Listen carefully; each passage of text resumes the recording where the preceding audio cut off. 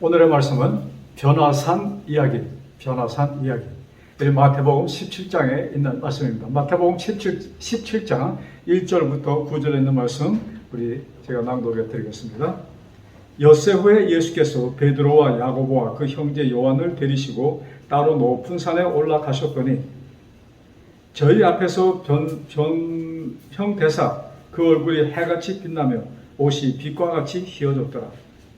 때에 모세와 엘리야가 예수로 더불어 말씀하는 것이 저에게 보이거늘 4절 베드로가 예수께 여짜와 가로되 주여 우리가 여기 있는 것이 좋사오니 주께서 만일 원하시면 내가 여기서 초막 셋을 짓되 하나는 주를 위하여 하나는 모세를 위하여 하나는 엘리야를 위하여 하리이다.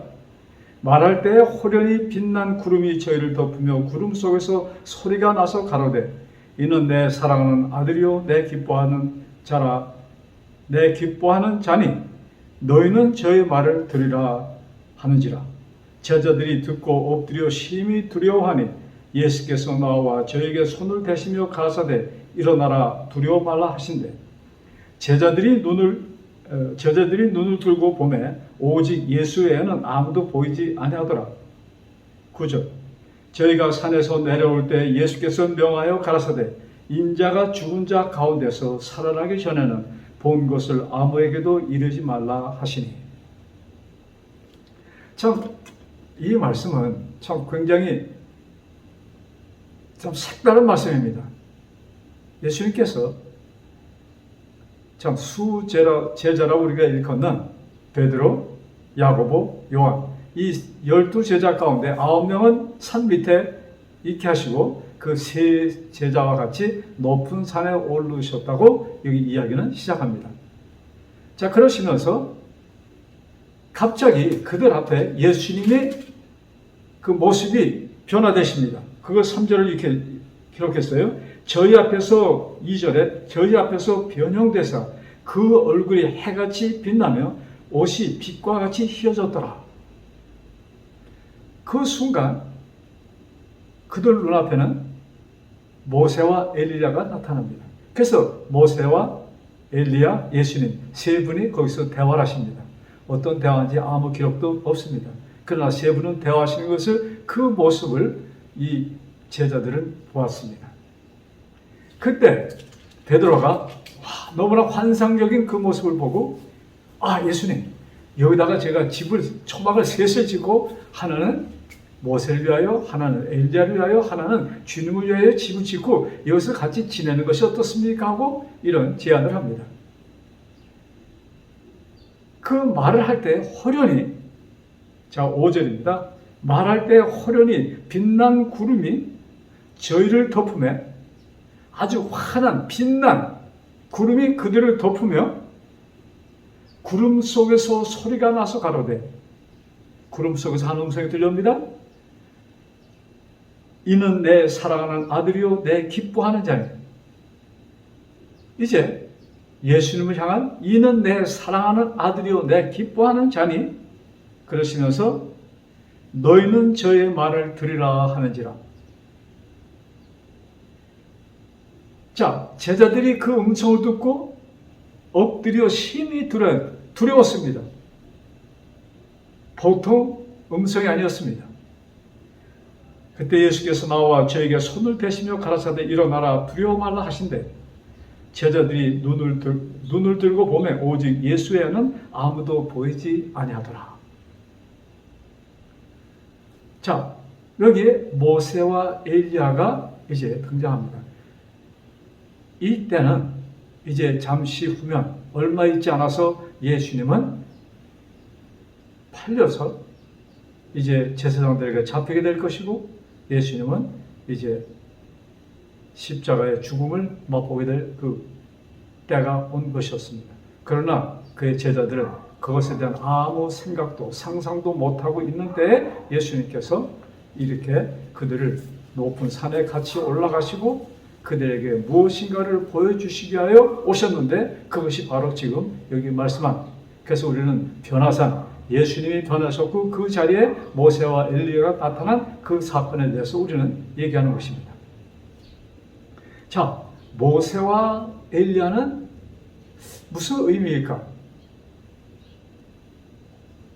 우리 성경에 또 이 말씀을 율법과 선지자라는 표현을 쓰는 데가 있습니다. 율법과 선지자, 모세와 엘리야.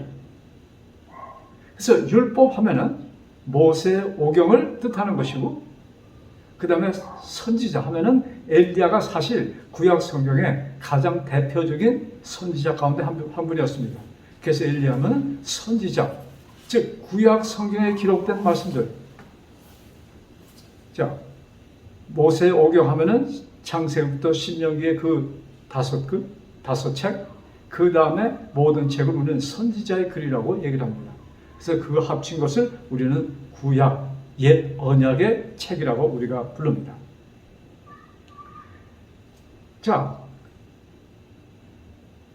이때 하나님께서 예수님께서 하신 말씀이 아닙니다. 하늘에서 들려오는 음성입니다. 너희는 저의 말을 들으라. 먼저 이는 내 사랑하는 아들이요. 예수님을 지적하면서 이는 내 사랑하는 아들이니 너희는 저의 말을 들으라. 거기에 참 너희들은 이 모세와 선지자의 글 모든 것을 들으라. 그 말씀을 보고 지키라. 이렇게 표현할 수 있었지만 여기에 꼬집어서 너희는 저의 말을 들으라.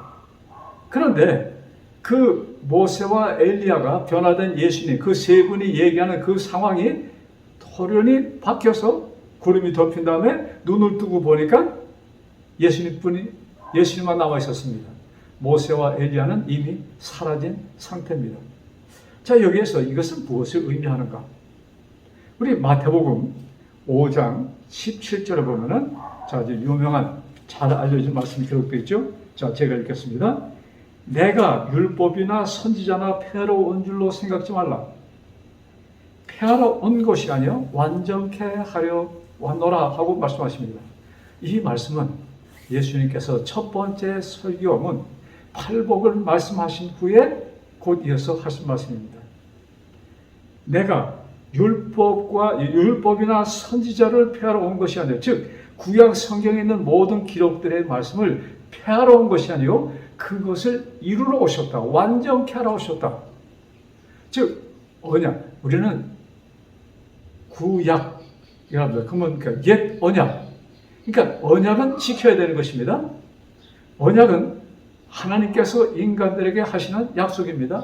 그래서 내가 준 언약을 나는 아버지 하나님께서 너희들에게 준 그 언약을 나는 완전케 하려 왔다고 예수님께서 하시는 말씀입니다. 사실 그때까지 예수님께서 이 말씀하셨을 때 거기에 있는 사람들 가운데 이 말씀을 이해한 사람은 한 사람도 없었습니다.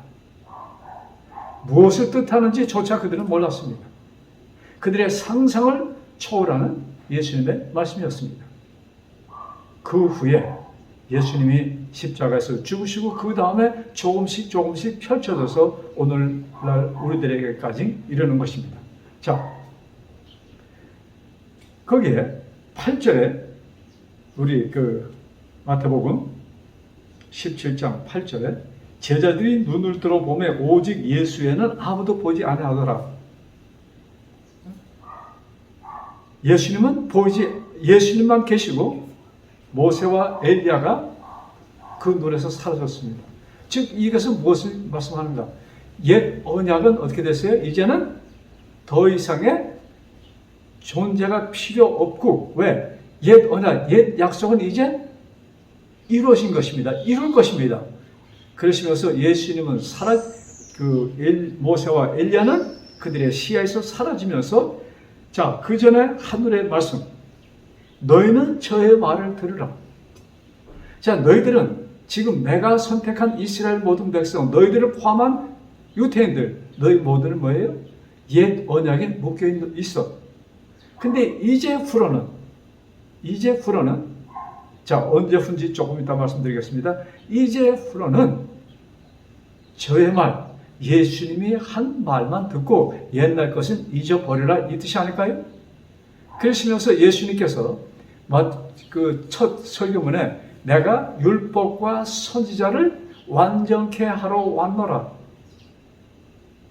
즉 율법과 선지자는 뭐예요? 모세와 엘리야. 지금 모세는 율법을 상징하였고 선지자는 모든 선지자 그 외의 책들을 그 말씀들을 상징하는 것입니다. 그래서 성경 구약 성경의 모든 약속을 나는 지킬 것이기 때문에 그는 지키실 것이다. 하느님의 음성이니까 이제 너희는 그게 저의 말만 들으라.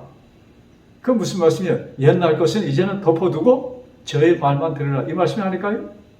자, 그러시면서 이제 그 다음에 참 재밌는 말씀이 나옵니다. 이제 9절. 자, 저희가 산에서 내려올 때 이 사건이 있었다면 이제 내려오잖아요. 저희가 산에서 내려올 때 예수께서 명하여 가라사대 인자가 죽은 자 가운데서 살아나기 전에는 본 것을 아무에게도 이르지 말라. 참 굉장히 인간적인 예수님의 인간 그 참 모습이 보이죠? 어떻게 보면 하나님께서 인간에게 말씀하는 것보다도 그 같이 내려오면서 그 지금 베드로, 야고보, 요한 머릿속에는 참 그 본 광경에 대해서 이것이 무엇일까? 참 아마 질문도 못하고 이것이 무엇입니까? 아마 그런 질문도 없어요. 그것이 너무나 그 광경이 황홀했습니다. 그것을 머리에 이제 생각을 하면서 내려오는데 예수님께서 제자들의 어깨를 툭툭 치시면서 얘들아 너희가 지금 본 것 이제 내려가면 너희들의 친구들, 동료들을 만날 텐데 아무에게도 이 얘기를 하지 마라. 그런데 계속 비밀을 지키는 것이 아니고 거기에 구절에 뭐라고 했어요? 내가 인자가 죽은 자 가운데서 살아나기 전에는 근데 이제 이때는 이 세 제자도 예수님께서 죽었다가 부활하실 것 이거 아무 상상도 못한 때였습니다. 그저 예수님께서 하시니까 그것을 들었다가 나중에 이 성경책에 그것을 기록하는 것뿐입니다. 그때 그 제자들이 예수님이 돌아가시고 부활할 것을 아셨습니까? 아무도 몰랐어요. 근데 예수님께서 하신 말씀이에요. 네? 그리고 하나님께서 그 변화산 거기에서 그 광경을 본 즉시 하나님께서 뭐라고 했어요? 이는 내 사랑하는 아들이요 내 기뻐하는 자라 하시면서 너희는 저의 말만 들으라 이렇게 하셨잖아요. 그러면서 예수께서 내려오시면서 뭐라고 그러셨어요? 너희들 본 것 아무 얘기도 하지 마. 근데 언제는 얘기하나? 내가 죽은 자 가운데서 살아나기 전에는 지금 우리는 이 말씀 이해합니다. 내가 부활하고 그 다음에 너희들은 이 말씀을 얘기하라는 뜻이지만 그 당시에 이 제자들이 그것을 이해했을까요? 아무도 이해 못했습니다.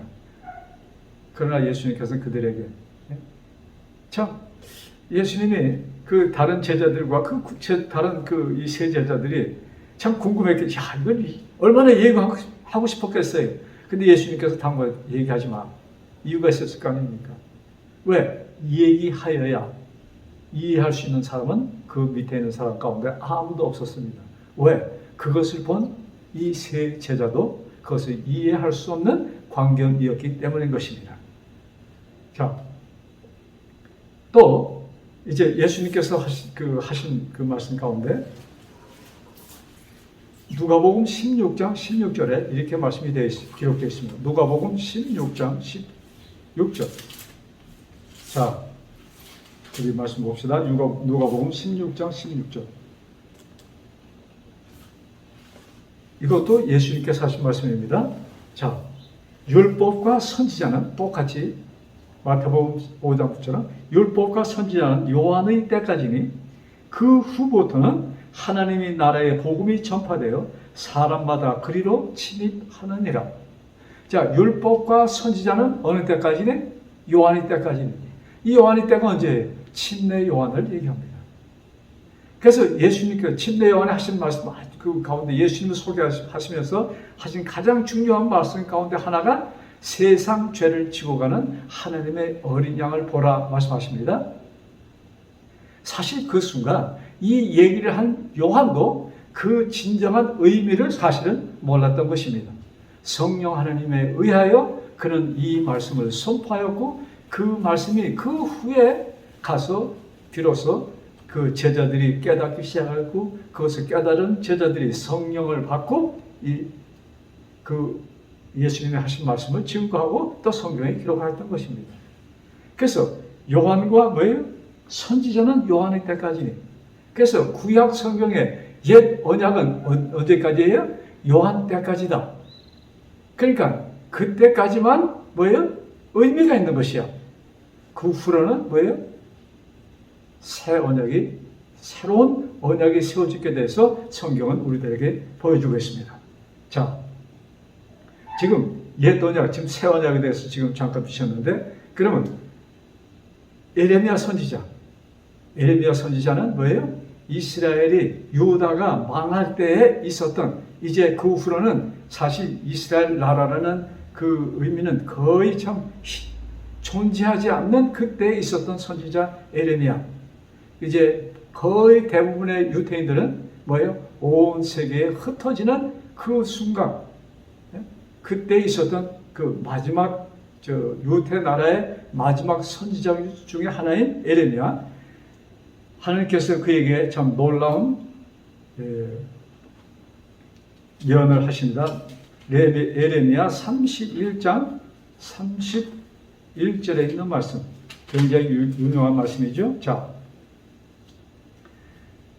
이제 피난을 가는 참 다른 나라에 노예로 팔린 그 이스라엘, 그 중에 그 에레미야 선지자를 통해서 하신 말씀이 나 여호와가 말하노라. 에레미야 31장 31절의 말씀입니다.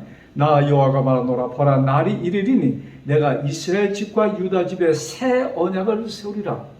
언제가 날이 이르리니, 그때에 대해서는 말씀하지 않습니다. 여기에 그 선지자는 날이 이르리니 그때에 뭐예요? 유다 집에 새 언약을 세우리라. 이제 옛 언약, 우리들이 고대하는 그 옛 언약은 이루어질 것이고, 이제 새로운 언약이 등장되면은, 여러분, 옛 것과 새 것, 옛 언약, 새 언약 했을 때, 옛 언약은 언제 살지? 여기 우리 누가복음 16장 16절에는 요한의 때까지라고 말씀합니다. 그래서 그것을 모세와 선지자 이렇게 표현합니다. 그리고 에레미야는 옛 언약이라고 표현합니다. 자, 그러시면서 내가 이스라엘 집과 유다 집에 새 언약을 세우리라. 자, 우리 누가복음을 보면서 우리 이 새 언약이 무엇인지 우리가 좀 더 정확히 봅시다. 누가복음 22장 22절에 보면 20절에 보면 22장 20절. 자,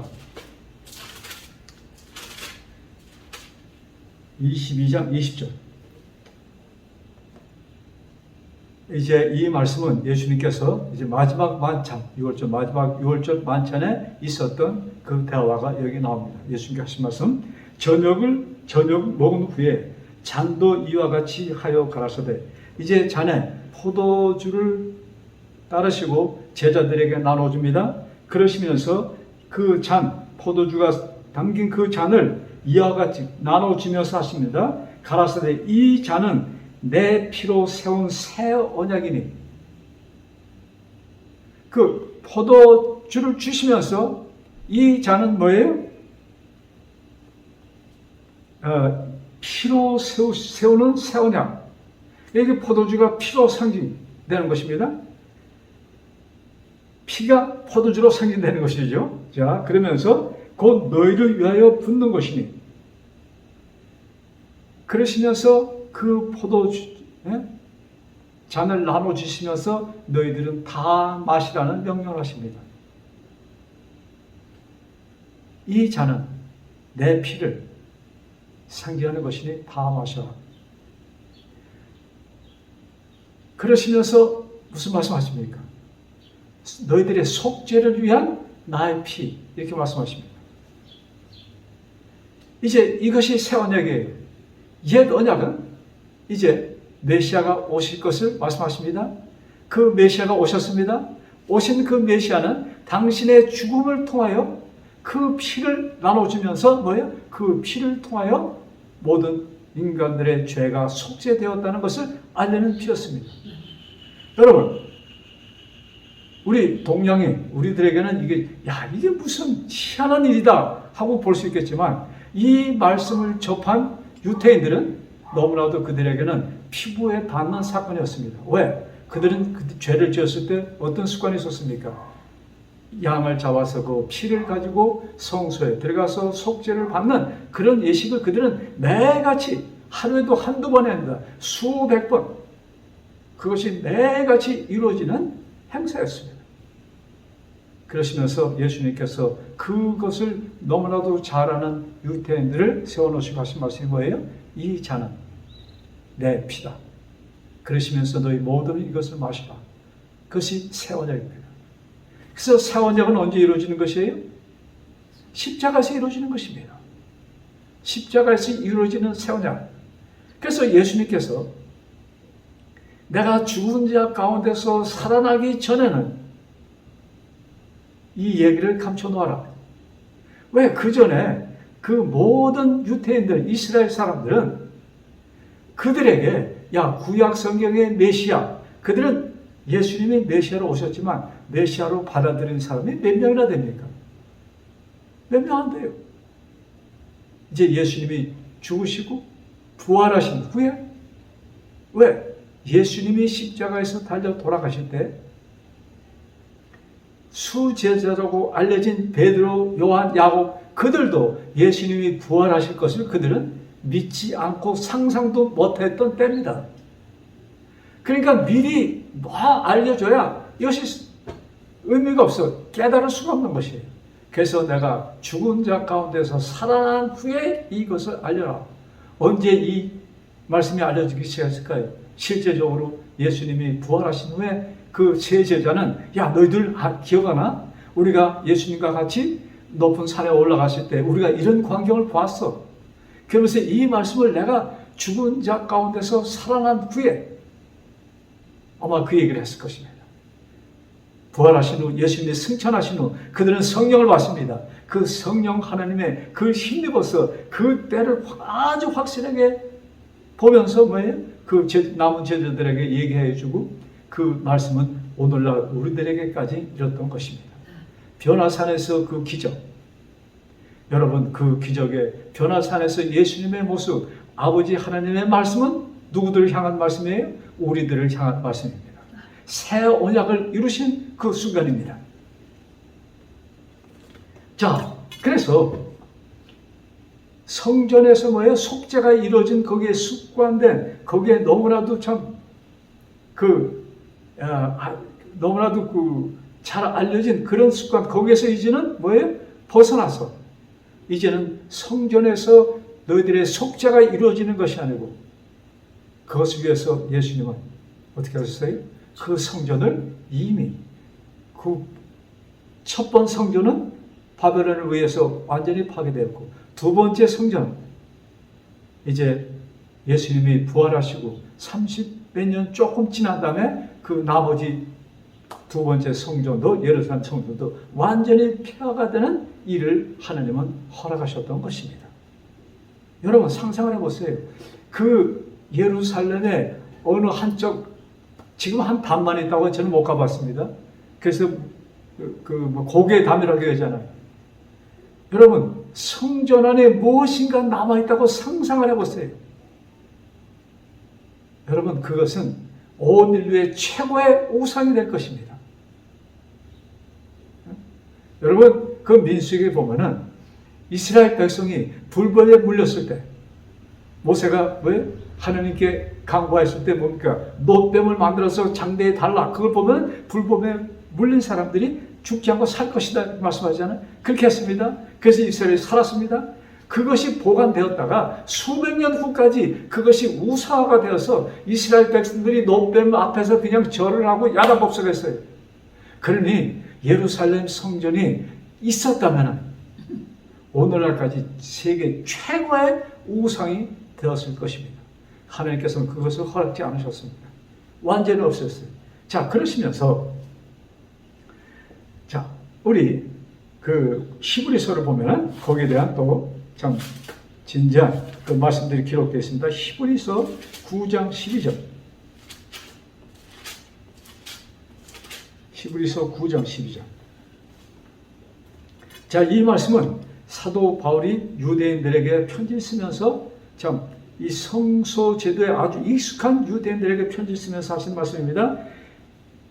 히브리 9장 12절. 염소와 송아지 피로 아니하고, 자, 너희들이 여태까지 배웠던 참 습관했던 조상 때부터 내려오는, 어쩌면 아브라함 그 전부터 내려오는 이런 염소와 송아지의 피로 아니하고 오직 자기 피로 영원한 속죄를 이루사.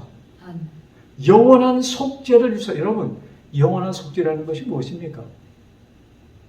변하지 않는 영원한 속죄라는 것은, 영원이라는 단어는 과거와 현재와 미래가 다 포함된, 하나님이 영원하신 것처럼 하나님의 속죄는 영원하신 것을, 그러니까는 이 인생들을 창조하시기 전에 인생들이 태보할 것을 아신 하나님께서는 그때부터 이미 속죄를 이루어 놓으셨다는 말씀입니다, 여러분.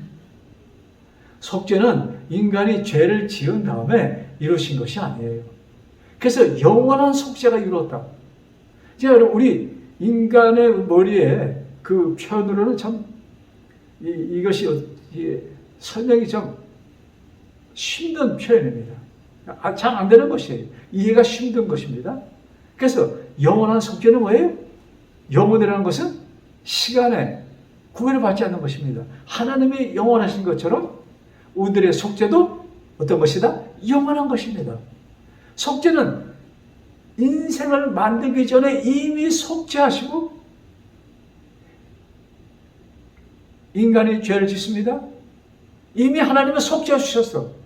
그러나 사람들이 보고 그것을 느끼고 믿을 수 있도록 예수님은 오셨고, 그것을 이루신 다음에 뭐예요? 하신 말씀, 이제 유대인들, 그의 제자들을 통해 주신 말씀, 이제 사도 바울이 그것을 깨닫고 성령 하나님을 통하여 그 말씀들을 깨닫고 주신 말씀입니다.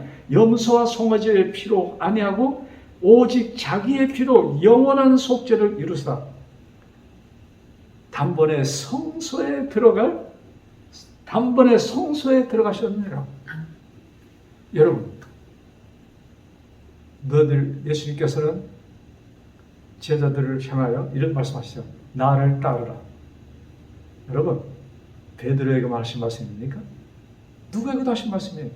나에게도, 여러분에게도 하신 말씀입니다. 나를 따르라. 예수님을 따르는 자는 어디까지 가는 것인가? 영원한 세대, 하나님의 세계에 우리가 들어가는 것입니다. 그래서 우리는 뭐예요? 완전한 속죄를 이룬 백성들이 된다 이것입니다. 얼마나 놀라운, 참 기가 막힌 말씀이 여기 기록되어 있는 것입니다. 자, 그래서 이 속죄가 어디에 기록이 돼야 되잖아요. 그냥 지나가면 몰라. 그래서 하나님께서 모세를 통하여 뭐예요? 옛 언약을 돌비에 기록하셨잖아요. 그리고 모든 속죄의 그 제도를, 성소를 만들어 놓으시고 거기에서 이루십니다. 그래서 오시는 메시아가 당하실 일을 유대인들에게 보여주신 것입니다. 그래서 어린 양으로 오신 예수. 근데 그전에는 양을 잡아서 죄를 졌을 때 성전에 가서 양이 죽고 그 피를 통하여 속죄가 되는 그것을 보여주신 그 예수님께서는 오셔서 뭐예요? 성령을 통하여 요한에게 뭐예요? 세상 죄를 주어가는 하나님의 어린 양. 자, 여기 우리 그러면 히브리서 그 좀 다음 성경절을 보면서 10장 16절. 자, 10장 16절은 그 에레미야 31장 31절의 말씀을 참 그대로 옮기시면서 쓰신 말씀입니다. 사도 바울이 그것을 이용하셨습니다. 자, 이렇게 기록되어 있어요. 주께서 가라사대, 히브리서 10장 16절. 주께서 가라사대 그날 후로는 저희와 세울 언약이 이것이라. 즉 에레미야 선지자를 통하여 주신 뭐예요? 내가 새 언약, 새 언약이 이룰 것이라는 약속을 주셔. 내가 이스라엘 집과 유다 집에 새 언약을 맺으리라 하신 그 언약. 그날 후로는 저희가 세울 언약이 이것이라 하시고, 세울 그날 후로 세울 언약은 뭐예요? 새 언약을 말씀하는 것이잖아요. 그러시면서 그 언약이 어디에 기록될 것인가? 그 언약이 기록되어 있지 않으면 누구의 것도 아니잖아요. 그것을 어디에 기록할 것인가? 내 법을 저희 마음에 두고 저희 생각에 기록하리라. 여러분, 하나님께서 영원한 약속, 영원한 속죄가 어디에 기록되는 거예요? 나의 마음속에 기록되어 있는 것입니다. 여러분, 나의 마음속에 기록되는 이 영원한 속죄는 사라질 수 없는 속죄가 우리 마음속에 하나님께서 당신의 손으로, 하나님께서 당신의 손으로 돌 위에 글을 쓰신 당신의 손으로 어디에 쓰시는 거예요? 우리 마음에, 우리 생각에 기록하시는 것입니다. 아멘. 여러분, 어느 누구도 지울 수 없는, 어느 누구도 지울 수 없는 그 언약이 우리 가슴 속에 다 기록되어 있다는 것입니다. 우리의 생각 속에 기록되어 있다는 것입니다. 여러분. 자, 그러니 얼마나 마귀가 이것을 없애라고 애를 쓸까요? 네? 자, 그러나 우리가 원하면, 우리가 바라면 그것은 어느 누구도 건드릴 수 없는 아버지의 글씨로 나의 속죄라는 그 말씀이 기록되어 있는 것입니다. 아멘. 자, 여기 그러시면서 자, 우리 17절, 우리 계속 히브리서 10장의 말씀, 저희 죄와, 죄송합니다. 저희 죄와 저희 불법을 내가 다시 기억지 아니하리라. 참, 이 말씀을 안 하셔도 되지 않아요? 자, 우리 마음의 생각이 뭐예요? 영원한 속죄를 기록하셨는데, 참 하나님께서는 우리 인간의 이 뭡니까? 생각, 이것이 낮은 것을 아시잖아요. 특별히 지금 이 시대에 사는 우리들이 얼마나 뭡니까?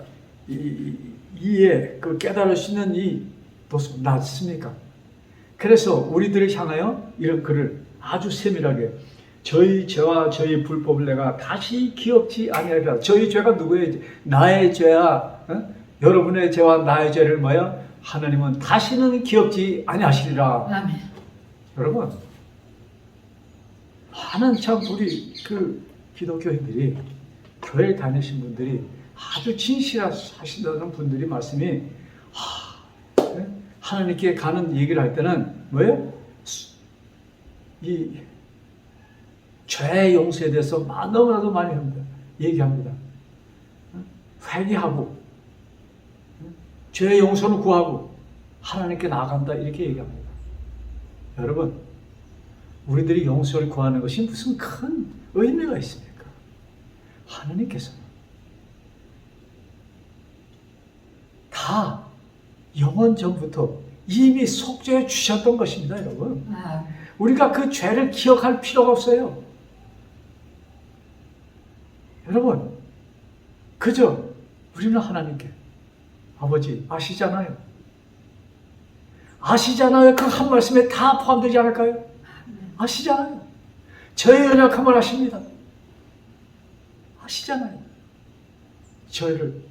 저는 아버지를 떠나길 원치 않습니다. 그러니 저를 꼭 붙들어 주세요.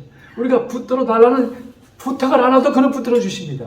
근데 우리가 붙들어 달라는 그것을 하시면 하나님은 더 힘을 얻으셔서, 왜? 마귀가 있잖아요. 우리를 향하여 도전하는 그에게, 야,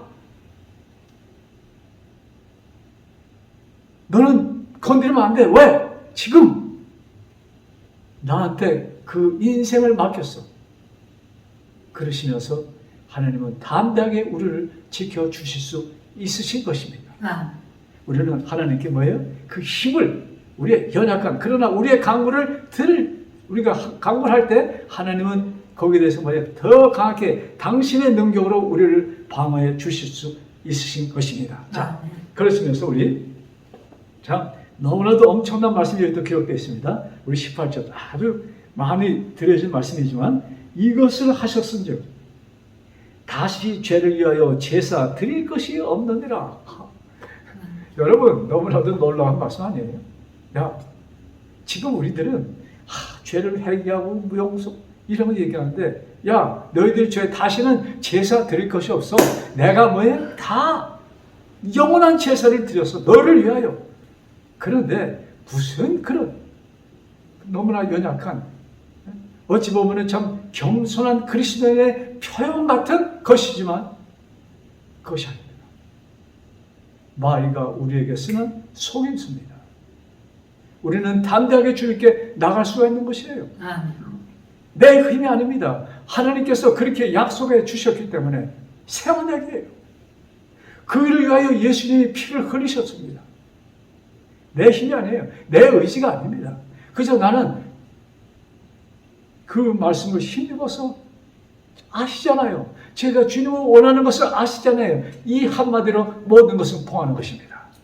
자, 다시는 뭐예요? 죄를 위하여 제사 드릴 것이 없는데,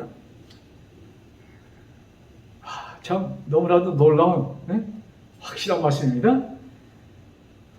그래서 이 말씀은 뭡니까? 더 이상 뭐예요? 자, 다시 죄를 위하여 드릴 것이 없다. 영원한 속죄가 이미 이루어졌다는 것을 다시 한번 사도 바울은 여기서 하는 말씀인 것입니다. 자, 그 다음에 여기 계속 이렇게 말씀합니다. 19절. 그러므로 형제들아, 우리가 예수의 피를 힘입어 성소에 들어갈 담력을 얻었나니. 여러분, 예수의 피를 힘입어 우리는 아버지 하나님이 계신 지성소에 이미 들어가 있는 것입니다. 여러분, 지성소는 이스라엘 유대인들에게 무엇을 의미합니까? 우리들에게는 어떤 의미가 없는 것이에요. 그러나 유대인들에게는 뭡니까? 성소, 지성소 하면 뭐예요? 지성소. 지성소는 1년에 한 번씩 대제사장이 들어가서 모든 죄를 없애는 예식을 하러 대제사장이 들어가는 것이고, 거기에서 대속죄가 이루어지는 것이고, 즉 그거는 영원한 속죄를 의미하는 것이 아닙니까? 그래서 영원한 속죄가 이루어졌다는 것을 재확인하시기 위하여 뭐예요? 그러므로 형제들아, 우리가 예수의 피를 힘입어 성소에 들어갈 담력을 얻었나니. 자, 그 길은 우리를 위하여. 자, 그 길을 어떻게 들어가는가? 여기 아주 더 섬세하게 기록됐습니다. 그 길은 우리를 위하여 휘장 가운데로 열어놓으신 새롭고 산 길이요, 그 휘장은 곧 저의 육체니라. 아멘. 예수의 몸을 통하여 우리는 지성소 안에 들어갔습니다. 아멘. 우리가 태어나기 전에 이미 모든 것이 이루어진 것이라는 것을 꼭 확신하시기 바랍니다. 아멘. 이루어질 것이 아닙니다. 이루어 놓으셨습니다. 여러분, 믿으십니까? 아멘. 이것이 우리 마음에, 내 가슴에 하나님은 써 놓으셨습니다. 내 생각에 써 놓으셨습니다. 여러분, 이것은 지워질 수 없는 당신의 손으로 쓰여진 것입니다. 돌부에 쓰여진 글이 없어질 수 없었던 것처럼 하나님께서 내 심령 속에 쓰여진 이 속죄, 영원한 속죄는 어느 누구도 지울 수 없는 속죄인 것을 믿으시기 바랍니다. 아멘. 자, 그래서 예수님께서는 이것을 아시기에 이렇게 말씀하셨잖아요. 저 성전을 헐라 내가 사흘 있으면 그것을 다시 세울 것이다. 여러분, 이 얘기를 했을 때 그 말씀을 듣던 그 유대인들은 저 참남된 자라고 얘기를 하면서 내가 무슨 능력으로 46년 동안 재건하여 진 이것을 사흘 만에 지켰냐고 얘기를 합니다. 예수님의 말씀을 이해한 사람은 한 사람도 없었습니다. 오직 예수님. 그러나 그 후에 성령 하나님을 통하여 이 말씀을 우리들에게까지 전하여 주셨습니다. 자, 우리 마태복음을 보면은 참 우리 그 그리스도인들에게 참 애매한 말씀이 기록되어 있어요. 그래서 사람들이 이 말씀을 보면서 야, 이것은 무슨 의미인가? 하나님께서 참 철두철미하게 당신에게 오는 자, 어쩌면 오는 것이 아니고 와서 우리를 데려가신 것인데 참 애매한 말씀이 하나 있습니다. 그 말씀을 좀 보면서 우리 조금 더 나갑시다. 마태복음 16장 24절의 말씀입니다. 자, 예수님께서 하신 말씀입니다. 이 말씀은 그 전에 보면 베드로가 참 멋진 발언을 합니다. 많은 사람들이 예수님을 떠날 때, 베드로가 뭐예요? 자기는 절대로 예수님을 떠나지 않겠다는 약속을 그냥 막 합니다. 그때 예수님께서 그 말을 이렇게 받으시면서 하신 말씀입니다. 마태복음 10장 24절. 예수께서 제자들에게 이르시되 아무든지 나를 따라오려거든, 누구든지 나를 따라오려거든, 그 뒤에 말씀 여러분 잘 아시잖아요. 자기 십자가를 지고 나를 쫓으라. 자, 예수님을 따르려면 뭐예요? 자기 십자가를 지고 쫓으라. 그래서 이 말씀이 어떻게 이해되고 있습니까? 많은 사람들에게 주어진 짐, 우리 한 사람 한 사람에게는 힘든 짐이 있는데 그것을 자기가 걸머쥐고 예수를 쫓으라, 이 말씀으로 사람들이 이해하고 있어요. 자, 그러면 얼마나 고달픈 인생길입니까, 여러분? 우리가 무슨 힘으로, 여러분, 우리 한 사람 한 사람이 받는 이 마귀가 주는 이 고난 속에서 얼마나 고생을 합니까? 근데 예수님을 받아들인 자들에게 예수님께서 하신 말씀이 뭐예요? 내 십자가를 지고 나를 쫓아. 너무 황당한 말씀 아니에요? 그 십자가는 무엇입니까? 그것은 뭐예요? 내가 짊어진, 어떤 사람은 내 자녀, 내 부모, 내 남편, 내 아내, 참 나에게 고통을 주는 그 무엇인가를 참 힘들게 하는 그것을 내 자신이 걸머쥐고 나를 쫓으라, 이렇게 우리는 표현합니다. 참 상반되는 말씀이에요. 자, 그것을 우리가 어떻게 이해할 것인가? 우리가 이 땅에는 딱 두 종류의 사람이 있습니다. 사람들의 생각은 모든 것이 한정되어서 조건적인 삶 속에 있습니다. 우리 사람들은 우리 인생들이 하는 사랑은 뭐예요? 전부 다 조건적인 사랑입니다. 내가 나한테 잘해줘야. 그래서 하나님도 그렇다고 우리가 오해하고 있습니다. 그래서 여러분, 베드로와 예수님의 대화 속에 혹시 기억하시는지, 베드로가 아주 자기는 그래도 괜찮다고 생각하면서 예수님 몇 번 용서해야 될까요? 7번 정도 하면 괜찮지 않아요? 아마 베드로가 좀 생각했던 거예요. 내가 요때 용서해주고 요때 용서해주고, 그러고 보니까 한 7번은 충분히 해준 것 같아. 좀 어때요? 그러니까 예수님께서 하신 말씀이 뭡니까? 7번씩 70번. 여러분, 예수님께서 7번씩 70번까지도 너는, 자, 그러면 내가 490번 한다면 491번째는 용서 안 해도 된다는 말씀이에요? 자, 이 말씀 속에는 하나님께서 우리를 용서하시는 그것이 기록되어 있습니다. 그럼 하나님 우리를 490번만 용서해 주시면 어떻게 될까? 예? 큰일 나죠? 아마 천국에 갈 사람 한 사람도 없을 것 같아요. 자, 그러시면서, 예? 그러니까 사람들의, 여기 예수님께서 7번씩 70번 말씀하는데 사람들의 한도를 아시니까, 야, 좀 계속해서 용서해줘, 이 말씀 아닐까요? 그러니까 우리 사람, 인간 그 마음속에는 뭐예요? 조건적인 용서입니다. 사랑도 조건적이야. 그런데 우리 엄격히 따져서 조건이 붙는 것이 진정한 사랑일까요? 우리는 너무나도 조건이 붙은 사랑 속에 우리가 그것이 우리 머릿속에 입력되어 있습니다. 그러나 조건이 붙은 것은 사랑이 될 수가 없죠. 진정한 사랑은 조건이 없는 사랑만이 진정한 사랑인 것입니다. 그래서 성경에는 하나님의 사랑을 이렇게 표현하면서 갓난아기 가진 어머니의 사랑 이렇게 표현하잖아요. 여러분, 갓난아기에게 무슨 조건이 있어요? 엄마가 사랑할 때 무조건적. 그 자녀가 장성하여 당신을 섬길지 뭐 그런 아무 그거 없이 그냥 사랑하는 그 마음.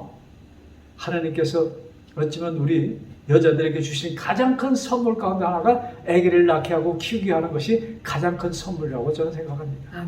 그 일을 통해서 뭐예요? 조금이나마 여성분들은 뭐예요? 하나님의 사랑을 조금 체험할 수 있는 놀라운 축복을 받은 자들이에요. 남자가 안 됐다고 말이죠. 다음에 태어나면 남자로 태어나겠다. 이런 사람들이 굉장히 많은데 그건 큰 오산입니다. 여자로 태어난다는 큰 축복이 거기에 있는 것이에요. 하나님의 사랑을 조금 더 남자보다는 더 깨달을 수 있는 특권을 가진 것이 여자들입니다. 자, 그래서 우리가 조건적인 사랑에 묶여있는 인생들은 모든 것을 조건적으로 봅니다. 그래서 우리 뭡니까? 하나님을 사랑하는 그것도 뭐예요? 하나님도 우리를 조건적으로 사랑하는 것으로 표현하고 그런 눈으로 보기 때문에 이 말씀들이 우리가 곡해하는 것입니다. 내 십자가야. 자, 하나님께서는 우리가 미련함을 아시기 때문에 여러 이런 말씀 속에서 뭐예요? 그 의미를 우리들에게 좀 깨달아 주도록 정말로 또 좋은 말씀도 기록되어 있어요. 마태복음 11장. 자, 이 말씀도 굉장히 참 많이 읽혀진 말씀입니다. 마태복음 11장 28절부터 29절의 말씀. 자, 수고하고 무거운 짐진 자들아 다 내게로 오라. 내가 너희를 쉬게 하리라. 수고하고 무거운 짐진 자. 여러분 가장 무거운 짐이 무엇입니까? 쌀감합니까? 무거운 짐이 뭐예요? 죄짐입니다. 제가 어렸을 때 우리 엄마 향수를 제가 깨뜨렸어요. 방에서 장난하다가. 그때 우리 누이가 야 이거 얼마나 엄마가 아끼고 하는 건데 그러니까 겁이 덜컥 나니까 엄마를 기다릴 수가 없어. 항상 엄마가 집에 밤에 들어와야 그때 엄마를 보고 자랬는데 그날은 엄마를 기다릴 수가 없어요. 무서워서. 그래서 엄마 오기 전에 일찍 그냥 자버렸습니다. 제 어렸을 때 그때 몇 살인지 기억이 안 나요. 아주 어렸을 때 얘기입니다. 자, 여기 수고하고 무거운 짐진 죄짐을 지고 있는 너희들에게 우리들에게 하신 말씀이에요. 인간 모두에게 죄에 눌린 우리들에게 수고하고 무거운 짐진 자들아 다 내게로 오라. 그러시면서 나는 마음이 온유하고 겸손하니 나의 멍에를 메고 내게 배우라. 그러면 너희 마음이 쉼을 얻으리라. 하나님께서만이 우리들에게 진정한 쉼. 왜? 어떻게 하나님께서 우리에게 쉼을 주십니까? 하나님은 뭐예요? 우리의 모든 죄를 뭐예요? 영원 전부터 속죄하시고 우리를 이 땅에 나게 하시고 그것을 우리에게 보여주셨기 때문에 그 안에서 우리가 하나님의 영역 안에 들어갈 때 우리는 어떠한 짐도 우리를 누를 수가 없는 것이며 어떠한 것도 우리를 괴롭게 할 수 없는 것입니다. 여러분 여기에서 마귀는 벗어나도록 얼마나 애를 쓰고 있는지 얼마나 우리가 자주 거기서 벗어나는지 그 결과가 우리의 몸이 여기가 아프고 저기가 아프고 이런 문제들 다 거기서 나오는 것입니다. 여러분 나이가 들어서 몸이 아픈 것이 아니에요. 모세는 120살 되도록 아픈 것이 하나도 없었습니다. 여러분 그래서 수고하고 무거운 짐지는 다 내버려. 내 짐은 가볍고 야 너 내가 보면 너 짐 내가 다 걸머줬어. 넌 짐이 없어. 그 죄 눌리지 마. 이 말씀이에요. 자, 그러시면서 30절에 이 말씀. 내 몸에는 쉽고 내 짐은 가벼웁니다. 너희들 내 짐 벗어버려. 그럼 내 짐을 줘. 그래서 내 짐은 뭐예요? 쉽고 가볍다. 얼마큼 쉬워요? 우리가 태어나기 전에 모든 것을 이루어 놓으신 하나님. 아멘. 참. 그래서 예수님이 지신 짐은 뭐예요? 나의 죄입니다. 여러분들의 죄입니다. 인류의 죄입니다. 이 모든 것을 없애시고 우리를 향하여 내게로 오라. 부르십니다. 그래서 그 예수님은 우리를 어떻게 찾으시는가? 얼만큼 찾으시는가? 이 말씀 보고 오늘의 말씀을 마치고자 합니다. 누가복음 15장. 누가복음 15장. 15장 4절부터 5절 말씀입니다. 자, 누가복음 15장. 너희 중에 어느 사람이 양 100마리가 있는데 그 중에 하나를 잃으면 99마리를 들에 두고 그 잃은 것을 찾도록 찾아다니지 아니하느냐. 찾은즉 질고 어깨에 매겨 돌아오느냐. 이렇게 기록하고 있습니다. 양 100마리가 있었는데 목자 한 마리 잃었어요. 그 한 마리를 찾으러 나가는데 언제까지 찾는가? 자, 여기 말씀. 잃은 것을 찾도록 찾아다니시는 언제까지요? 우리를 찾을 때까지 찾으시는 그 하나님. 그 하나님의 섭리하여 우리가 이런 말씀을 나누고 있습니다. 아멘. 사랑하는 이 말씀을 들으시는 모든 분들, 우리들의 속죄는 영원 전부터 약속되어 있는 것입니다. 아멘. 이루셨습니다. 아멘. 그래서 그것을 선포하시면서 우리들을 찾아다니면서 한 사람 한 사람 찾아다니면서 내가 모든 것을 탕감하였으니 속죄하였으니 그저 나를 따르라. 이 말씀에 이 말씀을 나의 것으로 받아들이노라. 그 하나님의 영적 안에서 즐거움의 찬송이 우리를 행복하게 만드는 그것을 체험하는 우리 모두가 되기를 간절히 바라면서 오늘의 말씀을 마치겠습니다. 감사합니다. 기도드리겠습니다. 하늘에 계신 아버지, 참 우리도 태어나기 전에 영원 전부터 우리들의 죄를 이미 용서해 주시고 우리를 받아주셨다는 그 약속을 보여주셨사오니 감사합니다. 아버지, 마귀의 속삭임에 귀를 기울이지 않게 하여 주셔서 아버지, 이 기쁨 속에서 이 행복 속에서 살아가는 우리 한 사람 한 사람 되게 하여 주옵소서.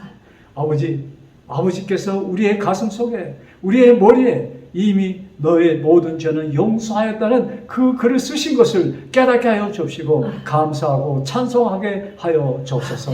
이 모든 말씀 우리를 사망에서 생명으로 옮겨주신 주 예수 그리스도 받들어 간절히 기도드렸사옵나이다. 아멘.